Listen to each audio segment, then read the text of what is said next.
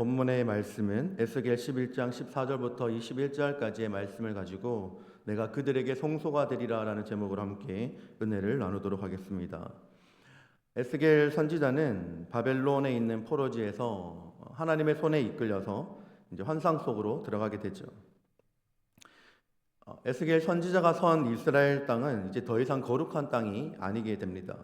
예루살렘 곧 하나님의 성전이 있던 그 도시는 사실상 이제는 영적으로 완전히 무너져 내린 상태였습니다.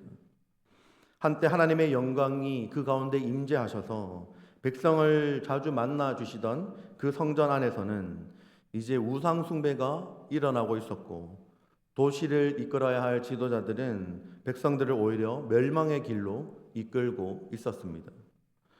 에스겔은 하나님의 영에 이끌려 성전의 동쪽으로 난 동문에 이르게 되죠.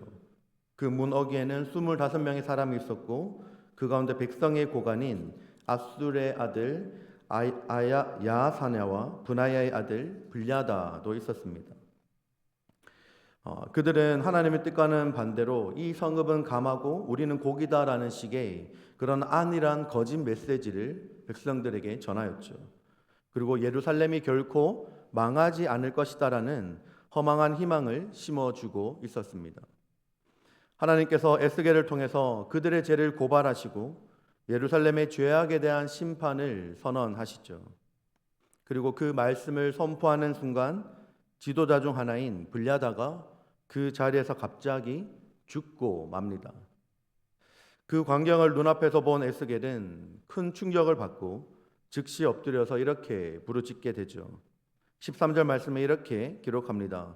이에 내가 예언할 때에 브나야의 아들 블야다가 죽기로 내가 엎드려 큰 소리로 부르짖어 이르되 오호라 주 여호와여 이스라엘의 남은 자를 다 멸절하고자 하시나이까 하니라 라고 기록합니다. 여러분, 이 절규는 단순한 탄식이 아니라 하나님의 언약 백성이 완전히 사라지는 것에 대한 깊은 염려이자, 그리고 무너져가는 예루살렘과 그 성소를 바라보는 에스겔 선지자의 절박한 중보 기도의 내용입니다. 그런데 놀랍게도 그 짙은 절망의 한가운데서 하나님께서는 회복의 메시지를 들려주십니다. 포로로 끌려가서 이제 끝났다고 느끼는 자들, 예루살렘에서 내쫓기고 하나님께 버림받았다고 그렇게 여긴 자들에게 하나님께서 말씀하십니다. 16절 말씀에 기록하죠. 내가 잠깐 그들에게 성소가 되리라 라고 말씀하십니다. 하나님께서 에스겔의 눈앞에서 벌어진 이 충격적인 심판의 장면, 그것은 바로 고관 블야다의 갑작스러운 죽음을 통해서 하나님의 심판이 이제는 현실로 다가왔음을 보여주셨습니다. 그 심판 앞에서 에스겔 선지자는 무너진 백성을 향한 깊은 슬픔과 두려움으로 엎드려 부르짖었고, 그리고 그 중보기도의 절규 속에서 하나님께서는 소망의 말씀을 다시 허락하십니다. 내가 잠깐 그들에게 성소가 되어 주겠다라고 말씀하시는 것이죠. 예루살렘 성전이 무너지고 하나님의 영광이 성소를 떠나가는 장면을 본 그 에스겔과 그리고 포로된 백성들에게 하나님께서는 이제 눈에 보이는 성소가 아닌 하나님 자신이 친히 성소가 되어 주시겠다라고 말씀하시는 것입니다. 여러분, 이 말씀은 성소의 본질이 무엇인가에 대한 하나님께서 내리시는 정의가 담겨 있고, 그리고 하나님 자신이 어디서든 누구에게든지 임재할 수 있는 살아계신 하나님이심을 선포하고 있는 것입니다. 성경 원문으로 성소라는 단어는요, 거룩하게 구별된 장소를 뜻하죠. 그런데 이스라엘 백성들에게 성소라는 것은 하나님의 임재가 머무는 특별한 장소를 의미하였습니다. 광야에서는 회막이라고 하죠. 광야에서는 회막이 가나안 정착 후에는 이제는 그 예루살렘 성전이 그 역할을 감당하게 되었습니다. 그런데 성소가 무너졌습니다. 더 이상 성전 제사가 드려지지 않고 더 이상 하나님의 이름을 부를 수 있는 거룩한 장소가 남아 있지 않았습니다. 하나님께서는 그 절망 속에서 충격적인 선언을 하시고 있는 것이죠. 내가 너희에게 성소가 되겠다라고 말씀하십니다. 열왕기상 8장 27절 말씀에 보면 이렇게 기록을 합니다. 하나님이 참으로 땅에 거하시리이까 하늘과 하늘들의 하늘이라도 주를 용납하지 못하겠거든 하물며 내가 건축한 이 성전이오리이까 라고 기록합니다. 여러분, 이 장면은 솔로몬 왕이 그 성전 봉헌식 때 기도한 내용입니다. 결국은 솔로몬조차도 이 성전 안에 하나님을 담을 수 없음을 알고 고백했던 것이죠. 결국 이것은 하나님께서 은혜로 자발적으로 하나님의 선택으로 그 성전 안에 머물기로 선택하시고 결정하신 자리였다라는 것입니다. 예레미야 29장 12절과 13절 말씀에는 이렇게 기록을 합니다. 너희가 내게 부르짖으며 내게 와서 기도하면 내가 너희들의 기도를 들을 것이요 너희가 온 마음으로 나를 구하면 나를 찾을 것이요 나를 만나리라 라고 기록합니다. 여러분, 예레미야 선지자가 이 말씀을 선포하는 것은 바벨론에게 끌려간 자들에게 이렇게 말하고 있는 것이죠.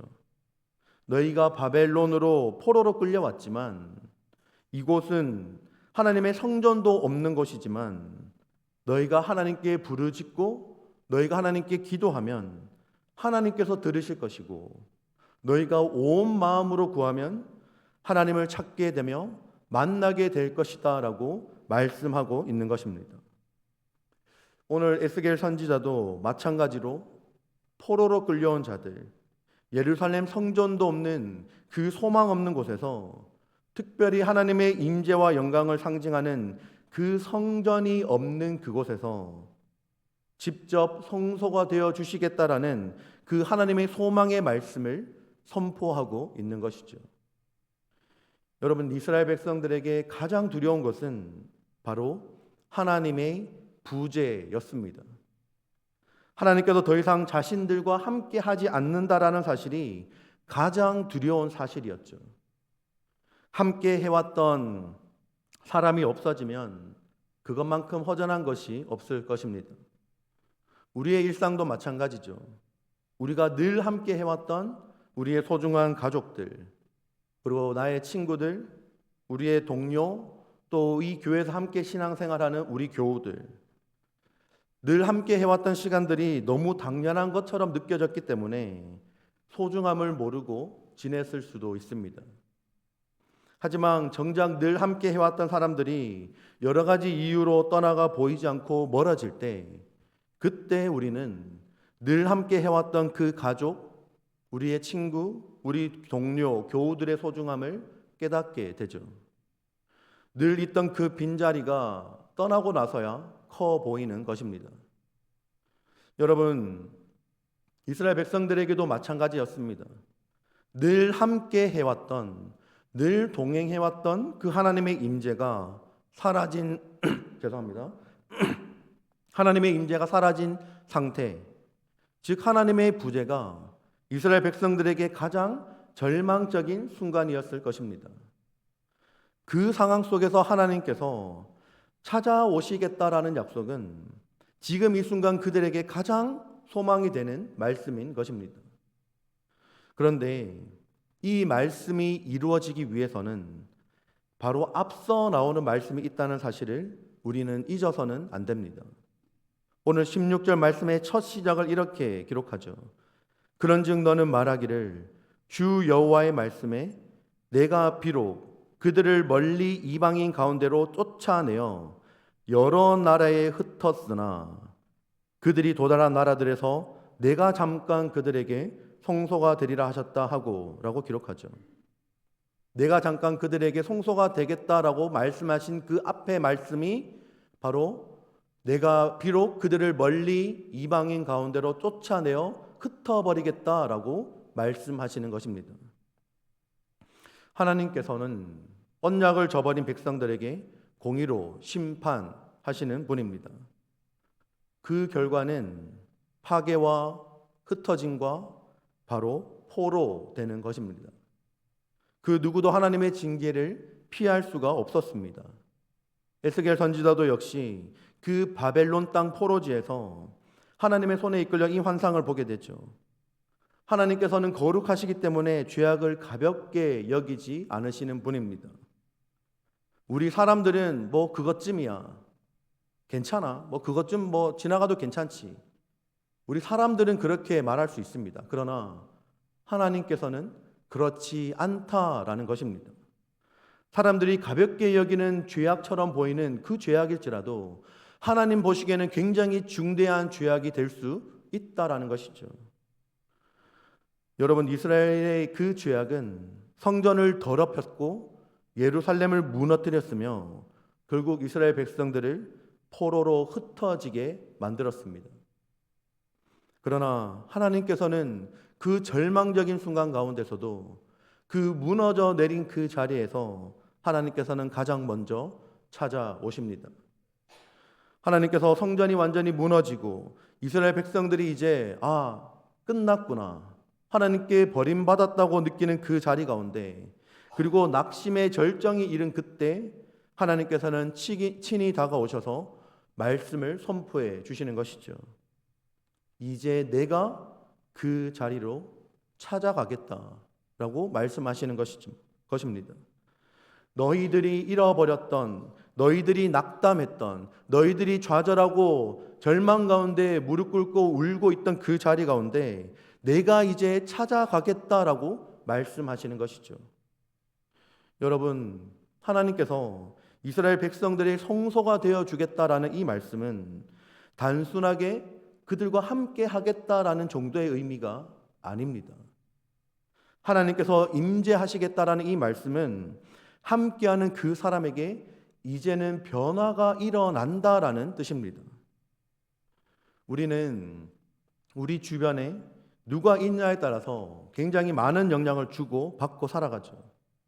그래서 어릴 때부터 친구를 잘 사귀어야 한다는 말이 있는 것처럼 우리 주변에 누가 있냐에 따라서 우리는 많은 영향을 주고 받습니다. 대표적으로 우리가 함께 살아가는 우리의 아내 또 남편, 그 가족들은 서로 영향을 주고받고 서로 닮아가며 살아가죠. 하물며 사람들도 주변에 있는 사람들의 영향을 이렇게 주고받고 닮아가는데, 하나님께서 임재하시고 하나님께서 함께 하시는 그곳에 아무런 변화가 일어나지 않을 수 있을까요? 그 변화를 오늘 말씀은 이렇게 기록합니다. 19절과 20절 말씀 함께 읽겠습니다. 내가 그들에게 한 마음을 주고 그 속에 새 영을 주며 그 몸에서 돌 같은 마음을 제거하고 살처럼 부드러운 마음을 주어 내 율례를 따르며 내 규례를 지켜 행하게 하리니 그들은 내 백성이 되고 나는 그들의 하나님이 되리라. 아멘. 하나님의 임재가 있는 곳에 나뉘어졌던 마음이 이제는 한 마음이 되게 하겠다라고 말씀하십니다. 이스라엘 백성들은 수백 년 동안 하나님을 섬겼지만 그러면서도 우상도 섬기고자 하였죠. 그런데 하나님께서 그들을 회복시키실 때 먼저 그들의 마음을 하나로 모으겠다라고 말씀하십니다. 결국 이것은 혼합 종교와 불순종으로 갈라졌던 그 마음을 하나님께로 이제는 전적으로 향하게 하겠다라는 말씀인 것이죠. 그리고 새 영을 불어 넣으십니다. 새 영을 하나님께서 불어 넣어 주심으로 말미암아 평생을 자기 중심적으로 자기만 생각했던 그 옛 자아를 벗어버리게 하고 하나님 중심으로 새로운 사람으로 회복시키겠다라고 말씀하는 것이죠. 그리고 돌처럼 굳어있던 이스라엘 백성들의 마음을 하나님께 민감한 마음으로, 굉장히 민감한 마음으로 하나님께로 향하게 하겠다라고 말씀하고 있는 것입니다. 하나님의 임재하심은 이렇게 변화를 가져옵니다. 오늘 말씀 가운데 이스라엘 백성들은 예루살렘 그 하나님의 성전에만 하나님께서 계신다라고 생각하였지만, 그러나 성전이 사라졌다고 해서 하나님의 임재가 사라진 것이 아님을 하나님께서는 몸소 말씀해 주셨습니다. 성전은 무너질지라도 하나님께서 무너진 것은 아니기 때문입니다. 하나님께서 오히려 바벨론 포로로 잡혀있던 그들에게, 울며 절망 가운데 있는 그들에게 찾아가 주시고, 그 자리에서 전능하신 하나님께서 내가 이제는 건물이 아니라 내가 성소가 되어 주겠다라고 말씀하시는 것입니다. 우리의 삶 가운데 무너져 있다고 생각하는 그곳에 하나님께서는 찾아와 주시는 분입니다. 완전히 소망이 사라졌다고 생각되는 그 순간, 우리의 인간적인 눈으로는 도저히 이제 돌파구가 보이지 않는 그 가리워진 눈으로 살아가는 그 순간에 하나님께서는 직접 우리 가운데 찾아오셔서 이제 내가 너의 성소가 되어 주겠다라고 말씀하시며 우리 가운데 함께 임재해 주시는 분이십니다. 우리가 깊은 절망 속에서 부르짖을 때 하나님께서는 우리의 그 부르짖음을 외면치 않으시고 내가 너에게 성소가 되겠다라고 말씀하십니다. 그 임재는 그냥 단순한 위로에 끝나는 것이 아니라 그 하나님의 임재하심으로 말미암아 우리를 한 마음으로, 그리고 새 영으로, 그리고 부드러운 마음으로 빚어서 다시 한번 하나님의 백성으로 살아가게 하십니다. 여러분, 무너진 그 자리가 끝이 아닙니다. 하나님이 임재하시면 그 자리는 다시금 살아나는 은혜의 성소가 될 것입니다. 우리의 삶의 모든 자리를 주님 앞에 내어드리고 그 주님의 임재하심으로 말미암아 그 은혜를 품고 살아가는 우리 모두가 되기를 주님의 이름으로 축복합니다. 오늘 우리에게 주신 말씀을 생각하며 함께 기도하며 나아갑시다.